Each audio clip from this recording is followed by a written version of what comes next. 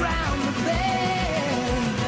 Everywhere you look, there's a heart, a hand to hold on to. Everywhere you look, there's a face of somebody who needs you.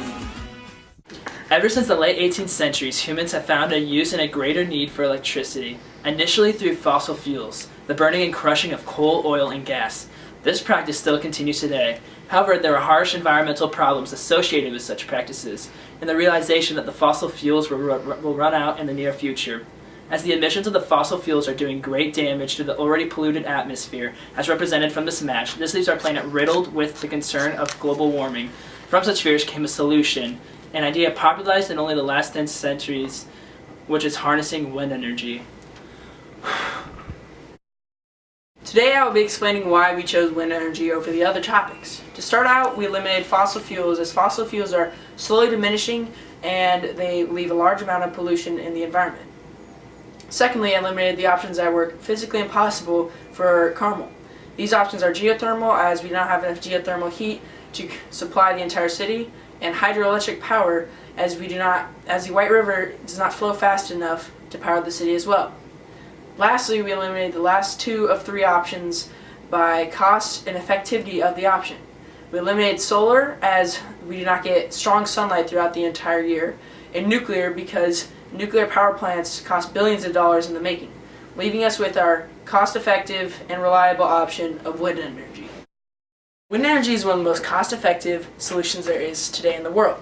It is not hard to come by in our region, as the wind speeds remain high for a large duration of the year, and it will be able to supply Carmel's 1.176 billion kilowatt hours per year. To supply Carmel, we will be using GE wind turbines, which cost around $1.2 million, and Carmel will need around 80 to support its full capacity. Kelly Kepner of the Benton County Wind Farms says that ever since having the Benton County Wind Farm in their county, it has been very beneficial, and they've been able to lower taxes. Also, the wind farms have created more than 90 jobs and produced more than 1,000 visitors annually. Two companies that are leading renewable companies in the world are EDP Renewables and EDF Renewables, who are global renewable companies based around sustainability, creation, and innovation. They have been created in the past 30 years and have become one of the global leaders in renewable energy. As you probably could have guessed, that our biggest issue living in Carmel is going to be the land issues. We decided that although we do not have enough land in Carmel to be able to build a wind farm, we would be able to find a location somewhere else in the state of Indiana. As you can see in this graph, the most wind is located up north. And then next on this chart, you can tell that the northwest area is able to have the most wind speeds, which would be our best and prime location to put a wind farm. We all know that non-renewable resources have detrimental effects on the environment. Coal, natural gas, and petroleum cause CO2 emissions when burned. Waste infiltrates ground and surface water, and the extraction disturbs the habitat. Hydroelectricity needs dams, which cause major problems for migrating fish populations. This type of energy can generally produce 0.06 pounds to 0.01 to 0.06 pounds of CO2 emissions per kilowatt hour.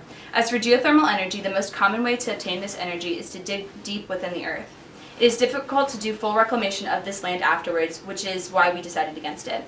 We also decided against nuclear energy in order to avoid the dangers of disposing the waste, radioactive uranium rods. Even though there have only been 3 known meltdowns, they were catastrophic not only to the animals' habitat, but humans as well. Lastly, solar energy would need large amounts of land in order to build a solar farm. Wind energy, however, produces no emissions, and here it shows that 7,600 million metric tons of CO2 would be avoided by 2030 by using wind energy. Also, the only other negative aspect of wind turbines is bird fatalities, but it only constitutes for 0.01%. It's never easy to find energy technologies that will satisfy everyone, but with the world facing ever-growing negative consequences of turning fossil fuels, we must weigh out our options. In doing so, wind power comes out ahead. If we ensure that care is taken to the use of the technologies with minimal environmental impact and to locate turbines in areas where effects on humans and animals are also so minimal, there's no good reason to oppose wind power.